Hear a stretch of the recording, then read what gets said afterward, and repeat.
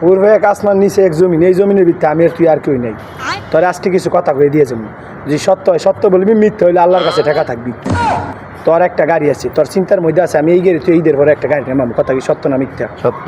কও সুবহানাল্লাহ। সুবহানাল্লাহ। রাগ করলা না।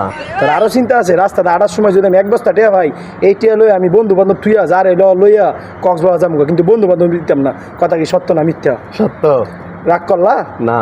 তোর আরেকটা চিন্তা আছে, আরে আমার কাছে এই জিনিসটা আইছে, এই জিনিসটা আমি একলা খাইলাম, এনে যে বন্ধু বান্ধব নই, জিনিসটা আমার কাছে কম পড়বো, আমার পকেটে কম ঢুকবো, কথা কি সত্য না মিথ্যা? সত্য। কও সুবহানাল্লাহ। সুবহানাল্লাহ। রাগ করলা না। তোর আরো চিন্তা আছে, এই বন্ধু বান্ধব কোনো কামের না, অথচ তোর দিন শেষে তোর বন্ধু বান্ধবী কামে, তুই চিন্তা করস বন্ধু বান্ধব দুই নেই, আমি এই জায়গায় মারা খাই, অথচ বন্ধু বান্ধব উপকার করে, কথা কি সত্য না মিথ্যা? সত্য। রাগ করলা না।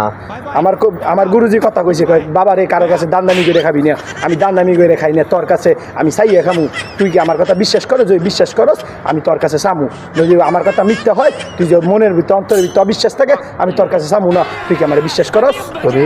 তো আমি তোর কাছে বাবা আমি কিচ্ছু চামু না, আমি ওই ঋষির দোকানে সিঙ্গারা করে খাওয়া লাগে, তোর কাছে 50 টাকা চামু, তুই কি রাগ করবি? রাগ করলাম।